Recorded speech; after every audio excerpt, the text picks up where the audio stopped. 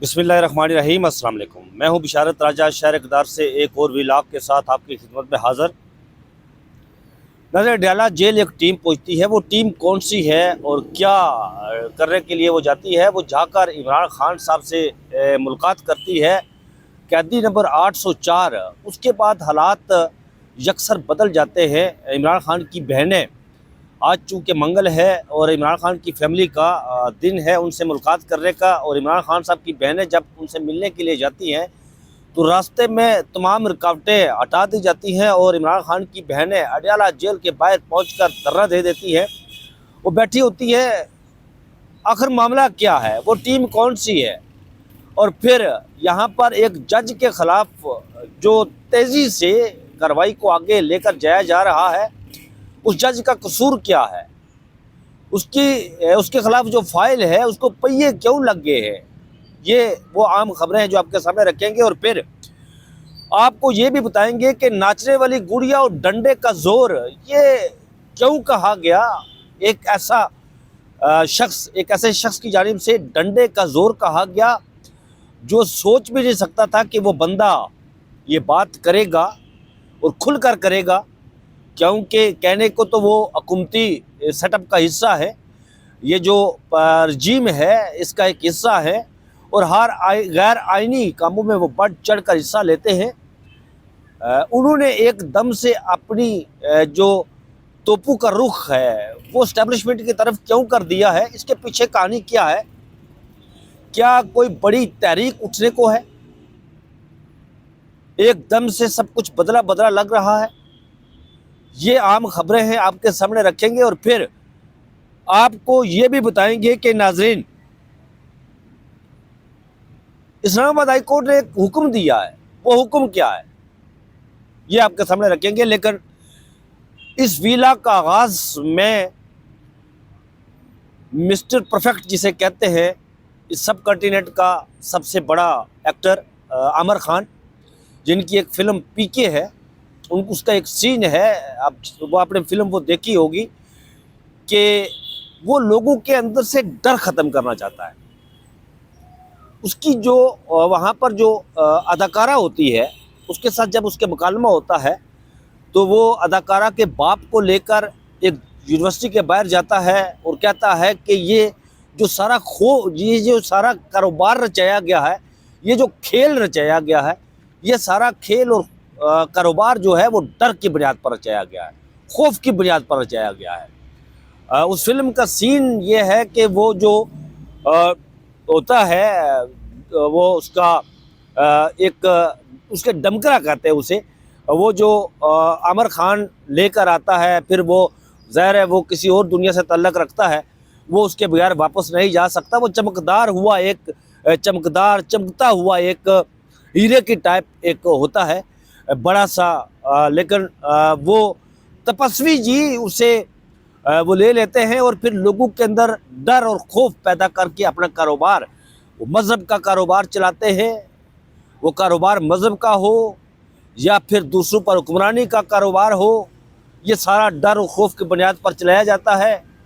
और जब आमिर खान उस लड़की के यानी अनुष्का शर्मा के बाप को लेकर जब यूनिवर्सिटी के बाहर पहुंचता है, तो एक पत्थर खड़ा करके उस पर वो सुरक्षा, वो पान का जो मसाला होता है वो उस पर लेप देता है और कहता है कि देखना, ये इस वक्त यूनिवर्सिटी में एग्ज़ाम हो रहे हैं और लोगों के अंदर इस वक्त डर और खौफ है। वो जाकर उसको सजदा करते हैं और पैसे देते हैं, और कोई जाकर उसके सामने लंबा लेट जाते हैं। जो जितना डरा होता है वो इतना उसके सामने लंबा लेटता है। लेकिन जब वो डर और खौफ, आमिर खान लोगों के अंदर से वो डर और खौफ ख़त्म करने का में कामयाब हो जाता है, तो फिर आप देखते हैं कि तपस्वी जी जो मज़हब के व्यापारी हैं, मज़हब का कारोबार कर रहे हैं, उस फिल्म में उनकी बैंड बजती है, उनकी पुंगी बज जाती है वहाँ पर। और फिर वो जो डमकरा होता है या वो जो हीरे जितना बड़ा सारा एक दाना होता है, वो आमिर खान को वापस दिया जाता है। पाकिस्तान के अंदर पिछले 78 साल से डर और खौफ की बुनियाद पर एक हमारे जो दाखिली साम्राज्य है, जिसने 25 करोड़ आवाम की शरह को अपने जबड़ों में दबा कर रखा है। ये डर और खौफ की बुनियाद पर वो लोगों के ऊपर हुकूमत कर रहे हैं, जायज़ और नाजायज़ लोगों को मुसल्लत कर रहे हैं, अपनी मर्जी से हुकूमतों को गिरा रहे हैं, बना रहे हैं। लेकिन अब की बार नाज़रीन बिल्कुल उल्ट हो गया। जो ताकतवर लोगों की गेम रचाई गई थी, जो शतरंज की एक बसात बिछाई गई थी, वो बिल्कुल उल्ट हो गई। आज जब मैं ये व्लॉग कर रहा हूँ तो इमरान खान की तीनों बहनें डॉक्टर उज़मा नियाज़ी, नौरीन खानम, अलीमा खानम, उनके साथ कारकुनान की बहुत बड़ी तादाद अडयाला जेल के बाहर पहुंची हुई है। वहाँ पर धरना दिए बैठी है। जब किसी भी माशरे में डर खौफ ख़त्म हो जाए, जब डंडे खाना, गोलियां खाना ये लोगों की एक हैबिट बन जाए, आदत बन जाए, नशा लग जाए लोगों को, तो फिर आपके पास बेचने को बाकी क्या बचता है? आप क्या बेचेंगे? किसकी बना पर आप लोगों पर हुकूमत कायम करेंगे? और ये डर और खौफ के जो बुत हैं वो पाकिस्तान तहरीक इंसाफ के कारकुनान ने ये तोड़ दिए हैं। और इसका सहरा यकीनन इमरान खान के सर जाता है। जिस बहादुरी के साथ, जिस इस्तकामत के साथ वो पिछले 3.5 साल से जेल की सलाखों के पीछे खड़ा है, डट कर खड़ा है और मुकाबला कर रहा है। लीडर खड़ा हो जाए तो फिर उसके कारकुन माफ़ी चाहता हूँ नाज़रीन, वो कहते हैं ना कि अगर एक बहुत बड़ा लश्कर जा रहा हो और उस लश्कर की क़यादत, शेरों का लश्कर जा रहा हो, उसकी क़यादत गिदड़ कर रहा हो, तो वो शेर भी गिदड़ बन जाते हैं। और बहुत बड़ा लश्कर जा रहा हो गिदड़ों का, उसकी क़यादत एक शेर कर रहा हो, तो गिदड़ों के अंदर भी वो ताकत, क़ुव्वत शेर की आ जाती है। और यही कुछ पाकिस्तान तहरीक इंसाफ के कारकुनान के साथ हुआ है। पिछले 3.5 साल से बर्बरियत, सफाकियत, जुल्म का नंगा नाच नचवाया गया, लेकिन फिर भी पाकिस्तान तहरीक इंसाफ के कारकुनान इमरान खान साहब के साथ डट कर खड़े हैं, उनकी आइडियालॉजी के साथ डट कर खड़े हैं। नाज़रीन, वो टीम कौन सी है जो टीम अडयाला जेल पहुंची है?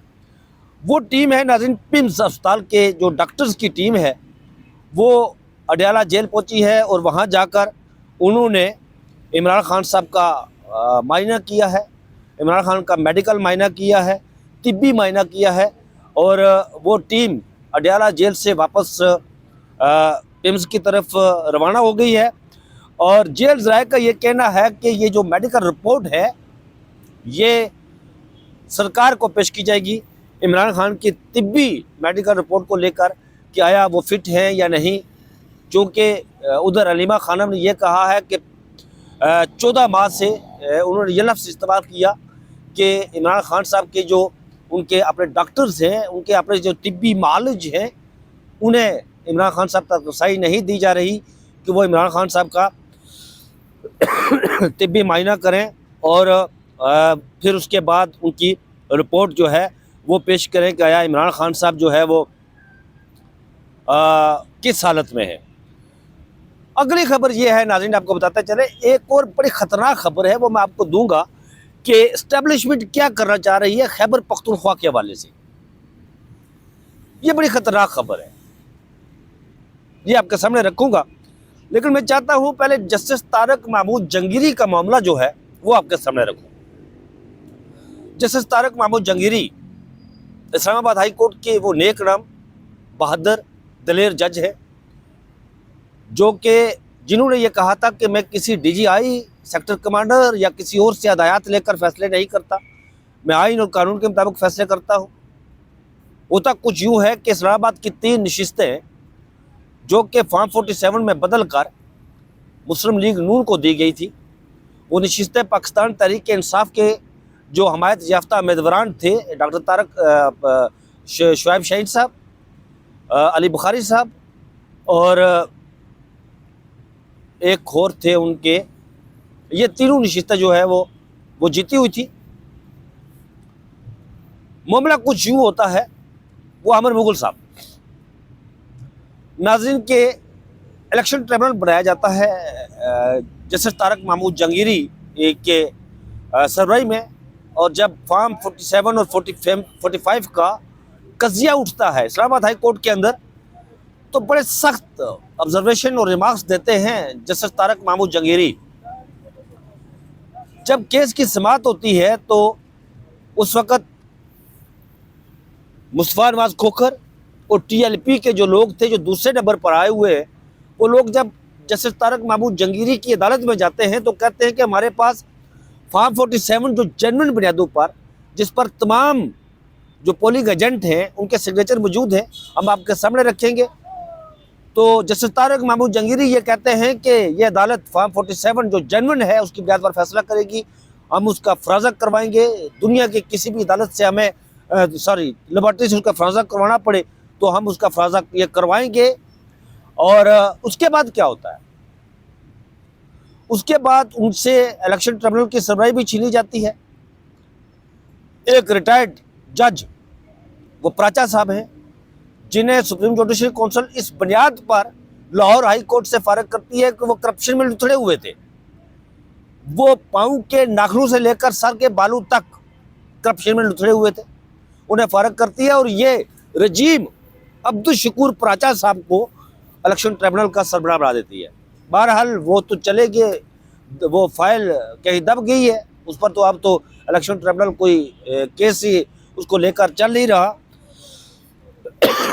और इधर जस्टिस तारक महमूद जंगीरी के हवाले से उनके डिग्री का मामला लेकर बाहर निकाला जाता है कि उनके पास जाली डिग्री है। सुप्रीम कोर्ट ऑफ पाकिस्तान में वो केस जाता है। इस्लामाबाद हाई कोर्ट के जो बाहर से लाए गए जज हैं, इंपोर्टेड जज जस्टिस सरफराज डोगर साहब, वो उनको काम से रोक देते हैं। वो कहते हैं कि जस्टिस तारक महमूद जंगीरी जो है वो काम ना करें। सुप्रीम कोर्ट जाता है फिर केस, उस इस्लामाबाद हाई कोर्ट की जो फैसला होता है उसके खिलाफ अपील दायर होती है। वहाँ जाकर वो जो आईनी बेंच होता है, वो आईनी बेंच उस फैसले को कालादम करार देता है। और अब वो दोबारा से केस जो है वो इस्लामाबाद हाई कोर्ट में अब उसको पहिए लग गए, वो चलना शुरू हो गया है। ये डिवीजन बेंच है जस्टिस सरफराज डोगर साहब और जस्टिस आजम खान के सरबराही में इस केस की समाअत कर रहा है और इस केस को काबिल समाअत करार दिया है। डिवीजन बेंच ने तमाम फ्रीकैन को 3 दिन में जवाब जमा कराने का हुक्म दिया है। जामिया कराची ने 26 सितंबर को जस्टिस तारक महमूद जंगीरी की कानून की डिग्री को जाली करार देते हुए उसे मनसूख कर दिया था। वो सिंध हाई कोर्ट के फैसले की रोशनी में, और उस फैसले में यह कहा गया था कि जस्टिस तारक महमूद जंगीरी कभी भी इस्लामिया लॉ कॉलेज कराची के बाकायदा तालिब इल्म नहीं थे। सिंध हाई कोर्ट ने 3 अक्टूबर 2025 को जामिया कराची का जस्टिस तारक महमूद जंगीरी की डिग्री कैंसिल करने का नोटिफिकेशन मुअत्तल कर दिया था। वो बात ये होता है। इससे एक नाज़रीन बात सामने आती है, वो बात सामने ये आती है कि इस मुल्क के अंदर आप डिग्रीज लेंगे, अगर आप खड़े होकर ताकतवर लोगों के सामने, तो ताकतवर लोग आपकी डिग्री को कैंसिल करवा देंगे। वो ये कहेंगे चूंकि इस अफसर ने या जज ने हमारा कहा नहीं माना तो हम डिग्रियां कैंसिल कर देते हैं। सवाल ये उठता है कि 25 करोड़ आवाम जो है पाकिस्तान की, वो अपने बच्चों को क्या तालीम दें, बच्चों को क्या सिखाएं। यहां पर यह भी होता है कि जो अफसर या जज ताकतवर लोगों के सामने खड़ा होता है, उनकी औलादें उनकी औलादें जब तालीम हासिल करती हैं, डिग्री मुकम्मल कर लेती हैं, मुकाबले के हमदान में बैठती हैं, तो उनको फेल कर दिया जाता है। और ये जस्टिस तारक महमूद जंगीरी के साथ हुआ। उनकी औलादें अच्छे यूनिवर्सिटी से पढ़ी हैं, तालीम हासिल किया, उन्होंने मुकाबले का इम्तहान भी दिया है और वो पास भी हुए बेहतरीन तरीके से, लेकिन उन्हें फेल कर दिया गया। और उन्हें एक ये पैगाम दिया गया कि भाई हमारे पिच पर खेलोगे तो तुम तरक्की करोगे, यानी कि हमारे हर नाजायज कामों में तुम हमारा साथ दोगे तो तुम तरक्की करोगे। ये मुल्क ऐसे नहीं चलते। इस तरह मुल्क बहुत पीछे चले जाते हैं। मुल्क उसी सूरत में तरक्की करते हैं, माशरे उसी सूरत में तरक्की करते हैं जब मुल्क में आइन और कानून की सरबुलंदी हो। आइन और कानून की बात होती है तो यहाँ पर मैं एक और ख़बर आपको दे दूँ। वो ख़बर ये है कि किसी भी सूबे में जो इमरजेंसी लगती है उसका अख्तियार पार्लियामान के पास है, पार्लियामेंट के पास है इमरजेंसी लगाने का। और पार्लियामेंट हर 2 माह के लिए, हर 2 माह के बाद वो उसको पार्लियामेंट के अंदर देखती है, पार्लियामेंट देखती है और 2-2 माह करके वो उसे तोसी दे देती है। लेकिन 6 माह से ज़्यादा वक्त के लिए वो इमरजेंसी नहीं लगा सकती। ये पाकिस्तान के आइन में लिखा हुआ है। लेकिन इधर मुक़्तदरा जो है वो खैबर पख्तूनख्वा के वाले से, उनको सबक सिखाने के वाले से एक और तरमीम लाना चाह रही है। वो 28वीं तरमीम लाना चाह रही है जिसमें पार्लियामेंट का ये अख्तियार, आइन का आर्टिकल 234 जो है उसका अख्तियार पार्लियामेंट से लेकर आईनी अदालत को दिया जा रहा है, वफाकी आईनी अदालत को। क्योंकि जब ये करेगी तो फिर लामहदूद मुद्दत के लिए गवर्नर राज लग सकता है। यहां पर नाज़रीन सवाल पैदा होता है, 71 का हंगाम होता है, बांग्लादेश का, मशरक़ी पाकिस्तान का जो शेख मुजीबुर रहमान है वो जीता हुआ होता है। वो अपना हक मांग रहा होता है कि मुझे मेरा आईनी और कानूनी हक दिया जाए। लेकिन इधर हमारे ताकतवर जो लोग हैं बैठे हुए, जनरल यहिया खान साहब, वो यही कुलिया अपनाते हैं जो आज अपनाया जा रहा है खैबर पख्तूनख्वा को लेकर। और फिर वहां क्या हुआ कतर में, वो तारीख है, आप उससे बाखूबी आगाह है। तो ये कौन सारा कुछ करवा रहा है, ये क्यों हो रहा है? अगर ये कुछ किया गया तो फिर ये मुल्क अल्लाह ना करे, अल्लाह ना करे, कहां इसको लेकर जा रहे हैं? इस वक्त जो सिचुएशन है, जो सूरत हाल बनी हुई है, खैबर पख्तूनख्वा के जो सियासतदान हैं, लीडर हैं, उन्होंने बड़ी जिम्मेदारी का सबूत दिया। अभी तक आपने उन्हें बुरे अलक़ाबात से नवाजा, उनकी तज़यीक़ की, लेकिन उन्होंने बड़ी जिम्मेदारी का सबूत देते हुए अपनी स्पीचेस और प्रेस कॉन्फ्रेंस की और जवाब दिया आपको। अगर ये कुछ किया गया तो फिर अल्लाह ना करे, अल्लाह ना करे, हक में बदहन, मेरे मुंह में खाक, फिर कत्तर की तारीख दोहराई जाए। ये क्यों कर रहे हैं आप? खुदा रहा इस मुल्क को आइन और कानून के मुताबिक चलने दें। उधर अहमद खान, सेनेटर अहमद खान ने शहबाज शरीफ साहब को नाचने वाली गुड़िया करार दिया है। उन्होंने ये कहा है कि ये जो हुकूमत है ये मार्शल लॉ है, ये मोरे है। कौन कहता है ये यहाँ जमहूरियत है? कोई जमहूरियत नहीं है यहाँ पर। और बिलावल भुट्टो जरदारी ने लाहौर में खिताब करते हुए कहा कि जो मैशियत है, इकॉनमी है, वो डंडे के जोर पर सीधी नहीं हो सकती। आपने डंडा चलाया पिछले 3 साल से, क्या इस मुल्क में कोई एक पैसा भी है? सरमायाकार इस मुल्क में आए? नहीं आए। वो किसको कह रहे हैं? डंडा ज़ाहिर है जरदारी के हाथ में नहीं है, शहबाज के हाथ में नहीं है, ना आपके हाथ में है, ना मेरे हाथ में है। ये सारा कुछ बदला बदला सा जो लग रहा है, ये तमाम मामलात एक तहरीक की तरफ जा रहे हैं। और जब मुल्क में अनारकी होगी तो फिर बाकी कुछ नहीं बचता। तो खुदा रहा होश से काम लें और इस मुल्क को आइन और कानून के मुताबिक चलाएं। आइन और कानून की डोमेन के अंदर रहते हुए आप अपना काम करें। लोगों के अंदर खौफ, डर सब कुछ खत्म हो गया है। आपने कहा था कि हम डंडे चलाएंगे अडयाला जेल के बाद, तो वहां पर तो सैकड़ों की तादाद में इमरान खान साहब की बहनों के साथ कारकुनान बैठे हुए हैं। खौफ के बुत तो लोगों ने तोड़ दिए, तो फिर आप क्या बेचेंगे? इससे पहले क्या मामलात हाथ से निकल जाएं, उस पॉइंट ऑफ नो रिटर्न तक ना पहुंचाई जाए, तमाम स्टेक होल्डर्स बैठे। इस मुल्क को इस वक्त जरूरत है एक नए इमरानी मायदे की, और वो इमरानी मायदा ये है हजूर वाला कि सियासतदानों को बिठाकर तमाम स्टेक होल्डर्स एक मेज पर बैठे मुकालमा करें, उस मुल्क को उस दलदल से बाहर निकालें, अना के हमालिये से नीचे उतर आए, जिद के हमालिये से नीचे उतर आए। 71 में आपने ये किया है, क्या हासिल हुआ आपको? ये ना कीजिए। तो नाज़रीन, ये थी लेटेस्ट अपडेट जो मैंने आपके सामने रखी है।